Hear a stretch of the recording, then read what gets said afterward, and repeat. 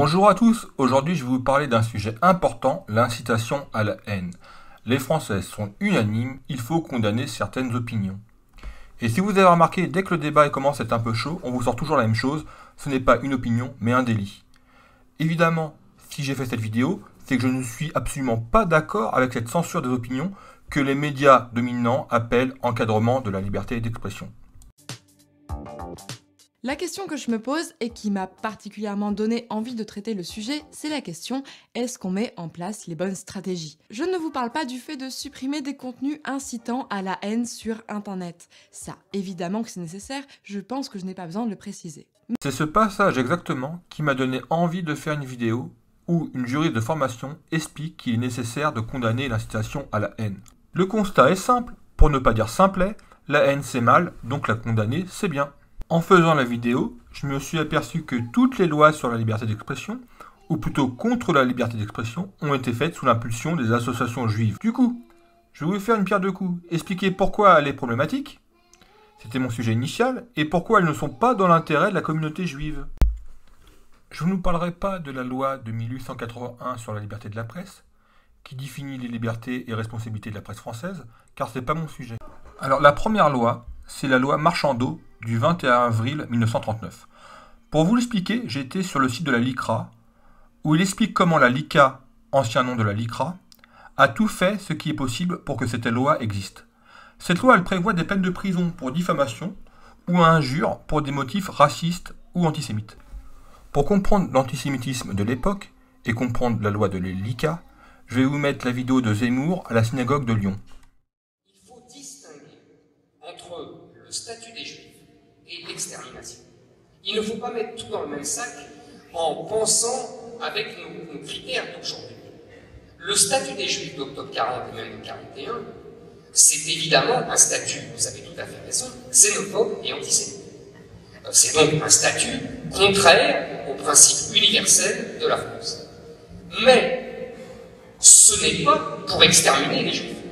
C'est qu'à l'époque, on estime que les Juifs ont pris trop de pouvoir, qu'ils ont trop de puissance, qu'ils dominent excessivement l'économie, les médias, la culture française, comme d'ailleurs en Allemagne et en Europe, et d'ailleurs c'est en partie vrai, c'est-à-dire que depuis la révolution industrielle de 1870, je vous renvoie à ce livre extraordinaire qui s'appelle Le siècle juif d'un auteur russo-américain et qui explique très bien l'incroyable puissance des juifs français, des juifs américains, des juifs allemands et des juifs anglais.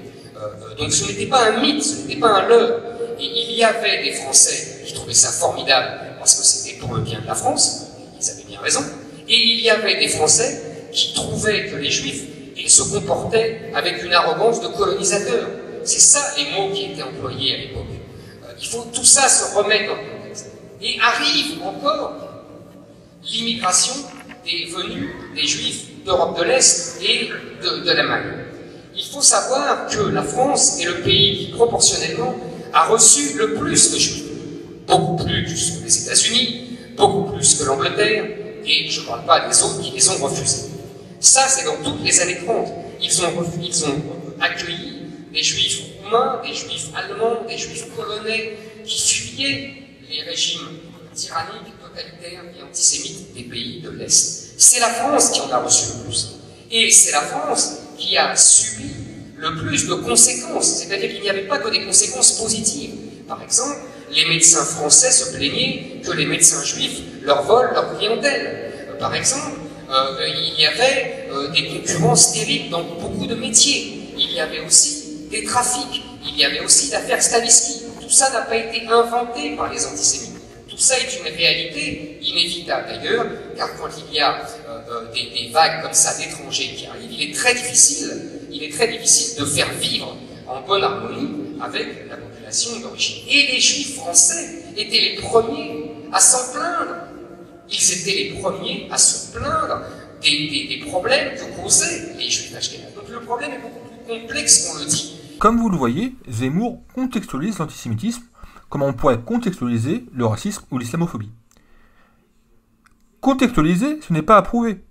Si je constate que les filles qui boivent de l'alcool ont plus de chances de se faire violer, je n'approuve pas le viol pour autant.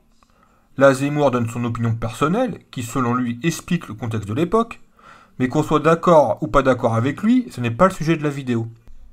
Mais pourtant, elle soulève des questions importantes.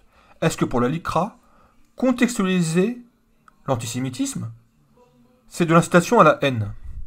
Est-ce que ces propos auraient été perçus différemment selon les origines du messager, à savoir entre un juif ou un non-juif? À partir de quel moment une critique devient de l'antisémitisme? Bref, revenons à nos moutons. Cette loi, en fait, elle pose un problème à la LICRA, qui la trouve trop contraignante, car elle estime que les associations pourraient aussi avoir le droit de pouvoir porter plainte. Et c'est là que rentre en jeu la fameuse loi Pleven de 1972, qui a été demandée par la Ligue des droits de l'homme, la LICRA et le MRAP. Alors le MRAP, c'est le mouvement contre l'antisémitisme, le racisme et pour la paix. Cette loi apporte deux nouvelles choses à la loi Marchandeau. Elle permet aux associations de porter plainte, comme le demandait la LICRA. Une association comme celle que j'ai l'honneur de présider, la LICRA, on lui reproche souvent de faire des procès en disant que nous sommes liberticides. La liberté d'expression est sacrée, elle est proclamée évidemment par la Constitution, par des textes supranationaux également, la Déclaration européenne des droits de l'homme, mais il est une autre liberté, qui est la liberté d'ester en justice, c'est-à-dire d'interpeller le juge. Et elle permet aussi de condamner l'incitation à la haine. Alors, le problème de l'incitation à la haine, il est dans le mot lui-même. Haine, c'est quoi? C'est un sentiment. Donc, je vous pose la question, est-ce qu'un juge peut juger les sentiments? La réponse est non. Aussi, la dernière fois que la justice française, elle condamnait les sentiments, c'était au XIIe siècle, pratiquement 1000 ans en arrière. Donc, vous imaginez le recul du droit? La première atteinte à la loi de 1881 a été en France la loi Pleven, du 1er juillet 1972. Le malheureux Pleven est tout à fait innocent de cette loi. On lui a fait un enfant dans le dos. J'ai vérifié ça de très près. Enfin, ceci dit, il aurait pas dû se laisser faire un enfant dans le dos. Hein. Mais il n'est pas à l'origine lui-même de la loi. On la lui a imposée. C'était sous le gouvernement de Jacques Chaban-Delmas, prophète de la nouvelle société. Et c'était en principe la simple application à la France de la Convention internationale sur l'élimination de toutes les formes de racisme de l'ONU que le gouvernement venait de ratifier. Et la loi instituait diverses mesures nouvelles destinées à réprimer plus sévèrement les actes et comportements racistes.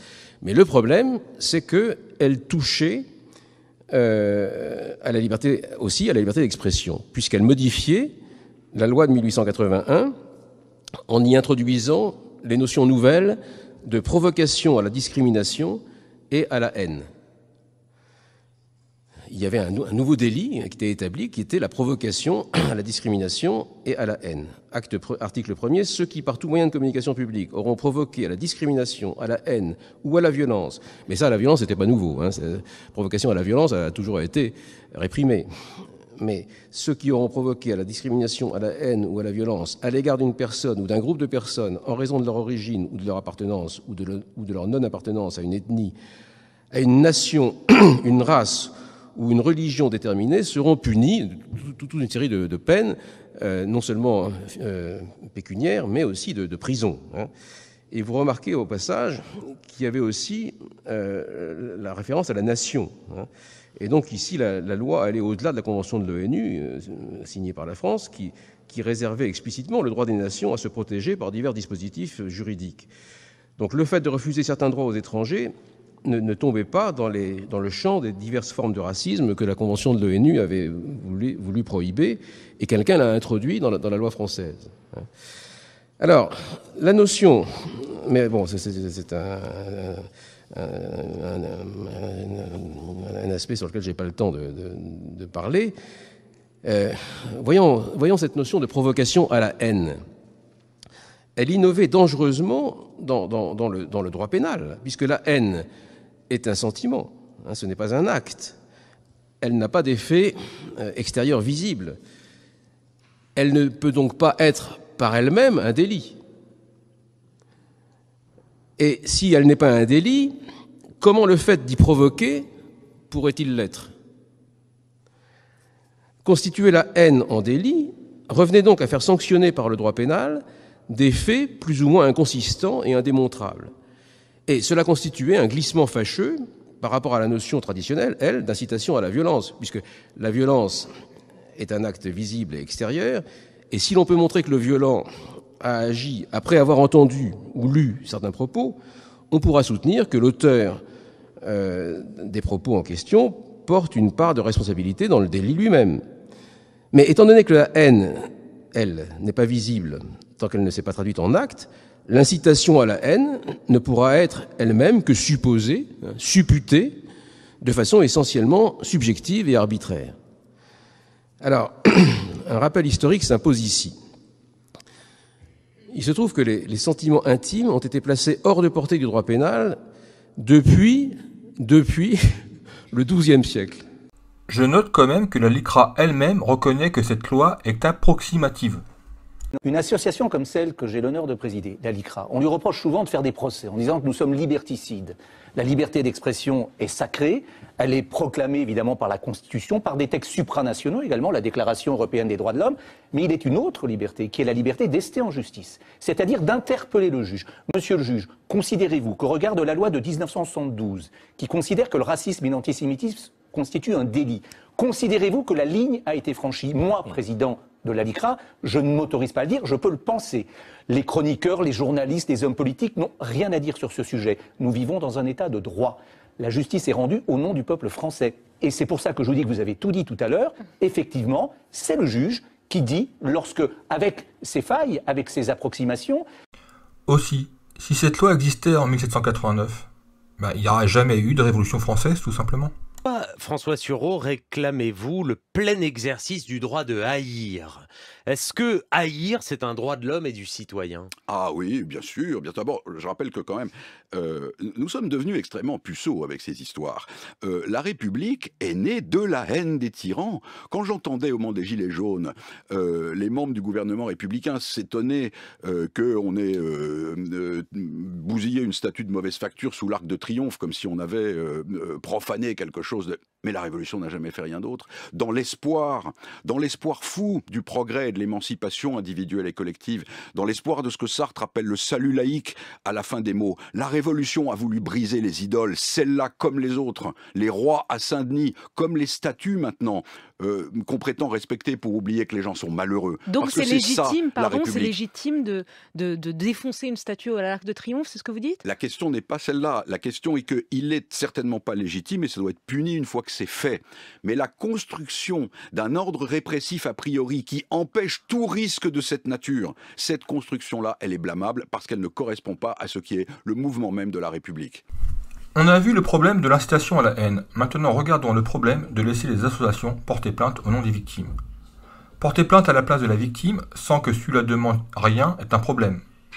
On devine aussi aisément les raisons politiques qui poussent telle ou telle association à porter plainte. Et c'est aussi donner le droit aux associations, non pas seulement de peser sur la démocratie, mais d'influencer les débats eux-mêmes, en disant qui a le droit de s'exprimer ou pas. Et la loi Pleven introduisait dans le droit français une autre bombe à retardement. Elle autorisait le déclenchement de l'action judiciaire en matière de racisme et d'antisémitisme, non plus seulement par la ou les victimes, ou par le ministère public, mais par des tiers, à savoir, je cite, article 5, toute association régulièrement déclarée depuis au moins 5 ans à la date des faits, se proposant par ses statuts de combattre le racisme. Alors, c'était là encore une rupture par rapport à un des principes essentiels du droit, remontant au droit romain, à savoir que quand un mal est commis, la personne la mieux placée pour le constater est celle qui en est victime. Et c'est donc à elle, ou si elle est empêchée, ou à plus forte raison si elle est morte, c'est à sa famille et à ses autres ayants droit de porter plainte. Et lorsque les agissements incriminés portent tort non pas seulement à cette victime, mais plus généralement à l'ordre public, c'est au ministère public, qui est le seul représentant légitime de la collectivité, qu'il revient de prendre l'initiative des poursuites. À ces deux cas, fondés en justice et en raison, la loi a ajouté maintenant une étrange chimère, puisqu'elle autorisait à agir des tiers qui, d'un côté, ne sont pas directement concernés ni lésés, et qui, d'autre part, en tant que groupe privé, ne peuvent par construction avoir en vue le seul intérêt général. D'autant que l'association n'a pas à démontrer que son action est approuvée par une majorité ou une partie notable, ou même une partie quelconque de la communauté ethnique ou religieuse qu'elle prétend défendre. Il suffit qu'elle ait inscrit dans ses statuts qu'elle veut lutter contre le racisme. C'est donc une démarche absolument unilatérale, hein, et qui dépend de sa seule volonté. Donc, n'importe quel groupe d'individus, éventuel sous-marin de partis politiques, d'associations militantes ou de sectes, peut désormais s'auto-attribuer la capacité juridique d'attaquer autrui pour ses opinions. On croyait pourtant que depuis la séparation de l'Église et de l'État, les groupes idéologiques n'avaient d'autre moyen de propager leurs idées qu'en les proposant au public dans le cadre d'un libre débat. Voici que désormais, certains d'entre eux étaient investis du singulier privilège de pouvoir livrer au bras séculier les personnes ne pensant pas comme eux. Et on vit naître des officines spécialisées, de véritables polices privées de la pensée, souvent d'ailleurs subventionnées après par les mêmes forces politiques auxquelles j'ai fait allusion quand elles ont occupé le pouvoir, pouvant donc instrumentaliser la justice au profit d'intérêts idéologiques partisans et d'intérêts catégoriels. Le problème, c'est aussi l'inégalité entre les communautés, car des associations ont du pouvoir et de l'argent, comme le CRIF, et d'autres pas du tout, comme les gens du voyage. Pour illustrer ce propos, je vais vous mettre la vidéo de l'affaire Guerlain, où le parfumeur tient des propos racistes devant Élise Lucet. Et un jour, je lui ai dit, je l'appelais encore madame, qu'est-ce qui vous séduirait si on devait vous faire un parfum? Et elle m'a dit, j'aime le jasmin, la rose et le santal. Pour une fois, je me suis mis à travailler comme un nègre. Je ne sais pas si les nègres ont toujours tellement travaillé, mais enfin... Et au bout d'une 33e essai, j'ai trouvé que ça sentait assez bon pour lui présenter. Et elle l'a tout de suite adopté. J'ai continué à travailler, d'ailleurs. Maintenant, regardez l'hypocrisie de Serge Karlfeid qui justifie Guerlain. Difficilement. Et je voudrais juste qu'on rappelle, Dan, un épisode très récent, la fameuse affaire du parfumeur Guerlain. Oui, tout à fait. Et ses étapes. Du parfumeur Guerlain. Guerlain. Donc on était le 15 octobre sur le plateau du 13h de France 2. Voilà, on voit des images. Donc simplement, Guerlain fait en passant une remarque rapide sur, je cite, les nègres qui n'auraient pas toujours beaucoup travaillé, selon lui. Et donc, en face de lui, Élise Lucet n'a aucune réaction. Voilà, aucune réaction immédiate. Bon, le jour même, quand même, Guerlain fait un petit communiqué pour s'excuser. Puis, dans la soirée, Élise Lucet elle-même dit qu'elle a été surprise ou bien qu'elle n'a pas entendu. Enfin bon, elle s'excuse, elle dit qu'elle est désolée en gros, mais c'est tout. Aucune réaction officielle, ni de la direction de France Télévisions, ni des responsables politiques. Donc là, on était le 15 octobre. 3 jours après, dans un édito sur France Inter, Audrey Pulvar s'étonne de ce silence et le dénonce de façon assez virulente. Et il faut quand même finalement attendre une semaine entière pour que France 2 revienne sur cette affaire avec un reportage, avec des explications, avec des demandes d'excuses, et également une semaine pour que le groupe LVMH qui détient Guerlain, le parfumeur, pour que LVMH soit obligé de sortir de son silence, quoi. Ça a pris un peu de temps quand même. Si au lieu d'être un dérapage raciste, anti-noir, ça avait été un dérapage antisémite, vous pensez que les choses auraient été aussi lentes ? Non, parce que les Juifs sont beaucoup plus vigilants, tout simplement. Les Noirs sont pas assez vigilants. Non, si c'était à eux de protester immédiatement. Ils l'ont fait. Ils l'ont fait, ça dépend dans quel... S'ils partent de plus loin, je veux dire, parce que dans la société, ils ont moins de poids dans la société, il faut qu'ils soient plus énergiques, je veux dire. Nous l'avons été dans certaines occasions, Vous êtes dur, là, y compris d'ailleurs, pas seulement pour les Juifs, mais par exemple pour les Tziganes. Quand les Tziganes étaient assassinés dans l'Est de l'Allemagne en 92, je crois, ou 91 ou 92, moi j'ai rassemblé les fils et filles. Je me souviens que dans des réunions juives, on m'a dit « Mais pourquoi les Tziganes, qu'est-ce que ça a à voir ?» Tout simplement, ils sont entrés aussi dans la chambre à gaz. On est allé à Rostock, on s'est battu avec la police, on a été battus, on a été arrêtés, etc. On est allé protester. Les Noirs pouvaient aller aux Champs-Élysées et comment dire... Non, mais ils l'ont fait. Je suis d'accord, mais aller aux Champs-Élysées... Non, ils l'ont fait. Ils l'ont fait. Et devant des magasins, le cran devant le siège de LVMH. Est allé manifester devant une boutique, devant la boutique. Devant une boutique LVMH plusieurs semaines de suite, et ce qui fait que LVMH... Oui, mais est-ce qu'elle a réagi au premier moment ? C'est ça. LVMH? Non, le CRAN. Ah, ben il a réagi. Je ne sais pas quand ils sont allés. Peut-être pas immédiatement. Peut-être pas immédiatement. Il faut réagir immédiatement. D'ailleurs, ça a produit ses effets parce que j'ai vu je ne sais combien de pages de publicité de Guerlain, de même que dans l'affaire de L'Oréal, j'ai vu énormément de pages de publicité de L'Oréal. Donc c'est votre leçon au CRAN. Soyez plus vigilants, réagissez plus vite. Oui, c'est un expert qui vous parle. Oui.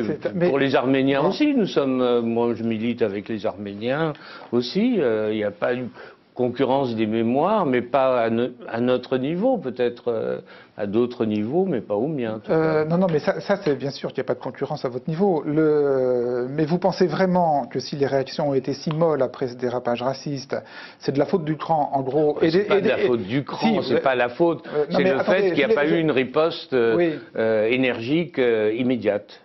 Bon, maintenant c'est leur responsabilité. Si. Oui, il faut qu'ils s'arment pour pouvoir réagir effectivement lorsqu'ils sont attaqués de cette façon. Oui, il faut.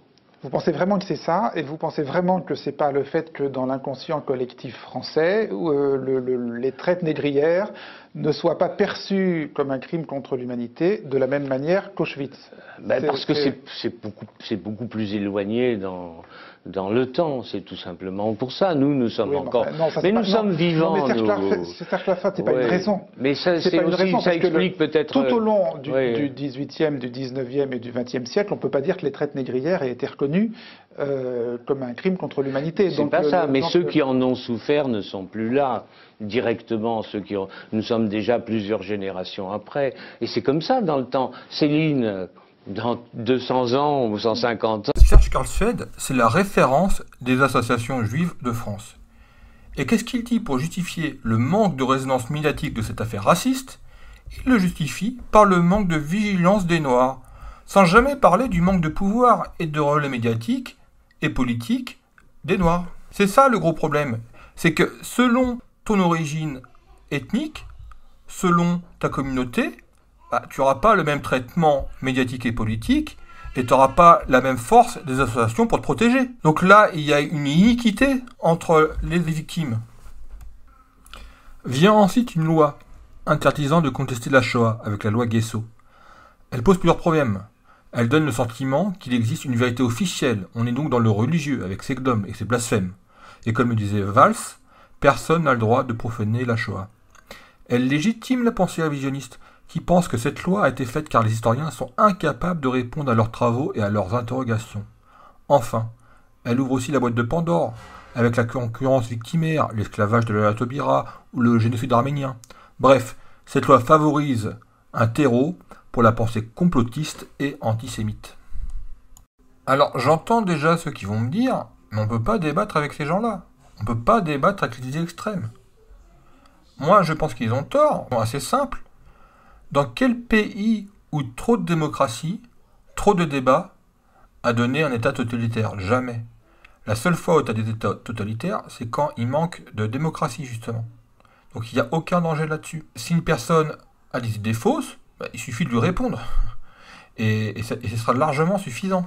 La France a inventé beaucoup de choses pour le meilleur et pour le pire. Et en particulier, elle a inventé le fascisme et le communisme, enfin qu'on a beaucoup contribué en tout cas. Eh bien, toutes ces idéologies se sont exprimées en France librement sous le régime de la loi de 1881 sur la presse, et ça n'a pas rendu la France ni fasciste, ni communiste, ni homophobe, ni que sais-je, hein. Sauf pendant la brève période où notre malheureux pays comme le vôtre a été occupé par les nazis. Mais à part cela, toutes les opinions ont toujours pu s'exprimer, et jamais il n'en a résulté de mal social. Au contraire. Pour la raison très simple que en même temps que des opinions même les plus inadmissibles s'exprimaient, eh bien, elles étaient critiquées au même moment par d'autres opinions, et l'opinion publique faisait son tri et son miel de l'ensemble des opinions exprimées et de l'ensemble des journaux et des livres disponibles. C'est donc que le pluralisme porte en lui-même le remède aux opinions extrêmes dont il autorise l'expression. Les communistes, les fascistes pouvaient s'exprimer, ils ne s'en privaient pas, mais les modérés aussi, ainsi d'ailleurs que des anticommunistes et des antifascistes, aussi virulents que clairvoyants, et le peuple, exposé à tous ces messages, les triait et se faisait son opinion, et c'est un fait qu'il n'a jamais choisi les extrêmes en France. Les seuls nazis en France, ça a été précisément, sous Vichy, ça a été plutôt des communistes et des socialistes. Hein. Enfin bref, en tout cas, dans une offre de presse et d'édition très ouverte, il s'est toujours trouvé, l'opinion publique a toujours trouvé les éléments dont elle avait besoin pour désamorcer les propagandes radicales et se forger elle-même des convictions plus ou moins équilibrées. Le problème avec le CRIF ou la LICRA, c'est que la loi est jamais suffisante, il faut toujours taper plus fort.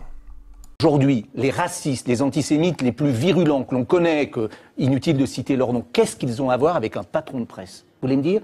Cette loi n'a pas été prévue pour le racisme au quotidien. Sur les lieux de travail, sur les terrains de sport, dans les entreprises, dans la vie quotidienne. Elle n'a pas été prévue pour cela. Et puis surtout, elle n'avait pas prévu les réseaux sociaux. Donc on est dans un anachronisme total. Alors j'entends mes confrères et les présidents d'associations, car nous sommes singulièrement les seuls à la LICRA à être favorables à cette loi. Pourquoi? Parce que nous sommes pragmatiques. Parce que nous sommes aux côtés des victimes, ce qui ne veut pas dire que les autres ne le sont pas. Qu'est-ce que... Donc, après ça, on a la loi Avia, qui est la même chose, mais pour Internet. Comme prévu, hier soir, Emmanuel Macron a fait des annonces au dîner du CRIF, le Conseil représentatif des institutions juives de France. L'arsenal législatif contre le racisme et l'antisémitisme va être renforcé.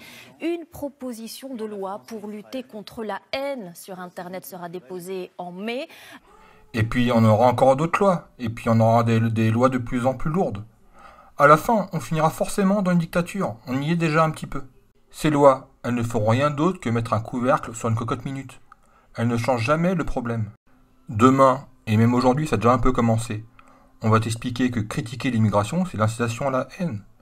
Et qu'au final, tu oseras plus rien dire et tu laisseras ton pays pourrir par la violence de l'immigration, par le terrorisme, etc., etc.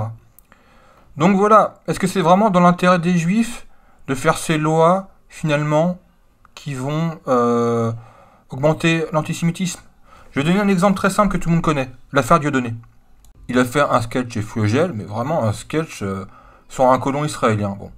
Américano-sioniste, ça me paraît important, hein, qui vous offrira beaucoup de débouchés, beaucoup de bonheur, et surtout le seul axe qui vous offrira la possibilité de vivre encore un peu. Hein. C'est un peu une improvisation peut-être, non? Attendez. Mais après tout, j'accepte de vous rejoindre sur ce plateau. C'est pas pratique pour discuter. Non, c'est pas pratique. Oui, ça, et j'accepte votre invitation.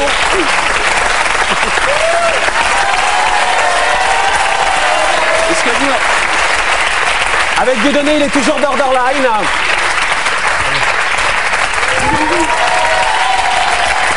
Là, j'ai mis l'extrait polémique où il fait un salut nazi pour dénoncer la politique d'extrême droite israélienne. C'est un peu comme le film La haine. Quand je l'ai vu il y a 20 ans, je le trouvais violent, mais 20 ans après, la société s'est durcie, je le trouve maintenant gentillet. Là, regardez par vous-même le sketch de Dieudonné, il fait vraiment gentillet. Et tu ne comprends pas la bronca médiatique pour un sketch comme ça. Et au final, les associations juives, elles sont tellement tapées sur Dieudonné pour ce sketch qu'il est devenu antisémite et qu'il a converti des milliers de personnes à être antisémites. Donc, en fait, le CRIF, il crée des monstres antisémites, quoi. C'est ça qui est dingue. C'est que cette association, elle est vraiment, inutile. Alors, je vais parler également dans ma dernière vidéo sur le show à business et le rôle du CRIF là-dedans. Bon, là aussi, c'est pas glorieux, quoi. Moi, j'arrive pas à comprendre. Ils sont tellement déconnectés de la réalité et qui font de l'antisémitisme sans le savoir, ou s'ils le font exprès. Franchement, des fois, on se pose la question, quoi. Parce que vraiment, je me dis comment c'est possible d'être aussi incompétent que ça, quoi. Et si j'étais juif, franchement, je leur dirais pas merci, quoi. Très honnêtement, je me dirais, mais ces gens-là, ils me représentent pas. Et on en parle du président de la LICRA, Jakubowicz. Enfin, quand il est parti, il a été défendre Nora Lelandais. Je veux dire, quand tu es président d'une association qui défend l'antiracisme et la tolérance, tu vas pas aller défendre la pire ordure sur Terre. Enfin, c'est une question de morale. J'ai bien compris qu'un avocat a le droit de le faire, mais quand tu es président de la LICRA, tu peux pas faire ça, quoi. C'est comment on peut être déconnecté à ce point-là. Moi, ça me rend dingue, quoi. Le CRIF ou la LICRA se fichent du racisme. Ils sont la porte-voix d'Israël en France et n'ont absolument rien à dire sur la politique d'extrême droite de Netanyahou qui ferait passer Jean-Marie Le Pen pour un gauchiste. J'en rajoute à peine. Pour vous le prouver une nouvelle fois, je vais vous mettre une vidéo d'une intervenante de la LICRA et vous allez voir que ce n'est pas le racisme qui lui pose problème. Puisque pour la LICRA, le plus important est de choisir avec la plus grande intention ses cibles selon ses orientations politiques. Regardez l'extrait, vous allez voir, c'est très parlant. Faire, participer à la prise de décision et en tout cas faire... Ah voilà, oui, mais non, mais moi je suis essentiellement dans le virtuel, hein. Moi je fais ce qu'on appelle du trolling, hein. J'ai une dizaine de comptes Twitter et je fais du harcèlement en ligne, moi je travaille main dans la main avec plusieurs associations qui s'occupent de harceler les fachos, et voilà, moi je ne fais que ça, je les doxe, je les harcèle, je les menace, je les insulte, hein, dans les mesures du possible. Bien sûr sous VPN, voilà, je prends mes précautions, mais voilà, c'est un combat de tous les instants, et voilà, je voulais savoir si peut-être, avec un peu de chance, on pourrait enfin utiliser l'arme du racisme contre ces sales racistes. Voilà, parce que c'est ça, il faut leur faire manger, là, faut leur faire goûter leur médecine. Bah, c'est pas comme ça qu'on fonctionne, en tout cas, à la LICRA. Bah si, la preuve, parce que vous n'avez pas pris la défense. Si vraiment vous n'étiez pas... Si vous étiez vraiment contre l'idée d'utiliser le racisme contre le racisme, là je ne veux pas vous repousser dans vos retranchements, mais vous auriez pris la défense de Jean Messia, qui a été traité de dromadaire ou de chameau, je ne sais pas quoi, par Dominique Sopo. Non, on n'est pas obligé, Alors le fait de pouvoir se constituer partie civile dans une affaire Jean Messia, ne nous oblige pas à si le Jean faire. Messia avait traité Daniel Obono de chimpanzé, je peux vous dire que vous seriez partie civile pour Daniel Obono, je peux vous le dire. Bien hein. sûr. Bah voilà. Ah bah, bien sûr. Bah voilà, alors pourquoi dans l'autre sens ça ne fonctionne pas? Bah parce qu'on a le droit de choisir pour qui on va se constituer partie civile. Oui, donc c'est pas le racisme qui vous intéresse, c'est le combat politique, c'est bien. Pour finir cette vidéo, je vais vous livrer mon expérience de la censure sur YouTube. En général, quand on me censure pour des raisons politiques, pour une vidéo qui ne plaît pas, c'est dans la majorité des cas des vidéos qui ont comme sujet des juifs ou Israël, alors que cela ne doit représenter maximum 5% de mes vidéos. A l'inverse, les musulmans ou les africains ne me censurent pratiquement jamais, alors que cela représente peut-être 30% de mes vidéos. C'est pour vous donner une idée de la différence abyssale entre les deux. Pareil pour les menaces de mort, qui sont très rares heureusement, c'est toujours lié à des sujets chauds comme Israël, etc. Ce qu'il faut comprendre, ce n'est pas les musulmans qui sont des personnes spécialement tolérantes, cela se saurait, c'est qu'ils ont tout simplement peu de pouvoir politique et n'ont pas le réflexe de se plaindre sur YouTube. J'ai presque envie de dire que les communautés qui portent le moins plainte, que ce soit sur internet ou par les associations, sont ceux qui ont le moins de pouvoir en France. À mon avis, c'est une règle valable pour tous. Évidemment, je ne suis pas dupe. Il y a l'affaire Mila, les associations noires ont de plus en plus de poids aux États-Unis, et cela va venir en France au fur et à mesure que ces minorités augmenteront en nombre. On ne peut pas souffler éternellement sur les braises sans retour de flamme, c'est évident. Donc évidemment, les minorités qui étaient peut-être silencieuses par le passé, à l'avenir on va les attendre de plus en plus, et il y aura une concurrence entre les associations, et puis elles vont se battre entre elles, ça c'est sûr et certain. Voilà, la vidéo est terminée, vous avez compris les effets pervers de ces lois, et les conséquences néfastes sur notre démocratie, et je vous annonce le futur, la société sera de plus en plus violente, l'opinion de plus en plus contrôlée, nous avançons à grands pas vers un régime totalitaire, c'est à nous de se battre pour que cela n'arrive pas, sur ce je vous dis à bientôt pour une nouvelle vidéo.